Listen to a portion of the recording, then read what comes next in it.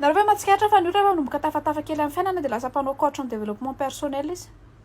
Ohatra zao hoe quatre lesson ny atombohan-tsaina dia lasa misy yaourt maison sy composé izy amin'izao dia eo amin'izay izy lasa vainy aminao amin'ny texte lava be amin'ny teny vazaha amin'ny teny anglais amin'ny teny allemand hoe fa maninona ianao tsy tokony mividy iPhone 13 fa omby ny tokony vidinao. Fa maninona ianao tsy tokony mividy tomobile fa omby vavy be ronono ny vidinao. Ary raha hoe samy manana ny objectif an'ilay olona mety hoe tsy ny olona rehetrarehetra no te hividy omby sy te investir sady raha very ny ombinao. Ny ombinao zany tsy naza natao amin'ny magro dia tsy nisy ny ambina ny ombinao sady tsy nisy etiketin'ny président dia very ny ombinao tsy hitanaka an'ilay omby very ihany ny sary rehetrarehetra tsy Saint-Claude ilay satria mbola tsy misy puce dia ahoana ny fomba hirécupérenao ny données anao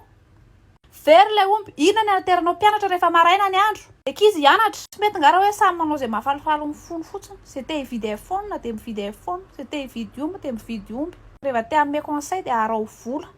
conseil constructif tsy misy vola zao efa tsy mandaitra tsony. Itanareo rehefa fivoriam-pianakaviana dia misy dadatoanareo tsy manamboly mihitsy nefa miconseiller anareo tsy henonareo mihitsy fa le dadatoanareo avy any an-dafy le miconseiller anareo iny nefa sady manome vola manome cadeau iny henonareo. Ka noho izany izay te hanome conseil constructif zany dia mila ampiarahana vola le izy.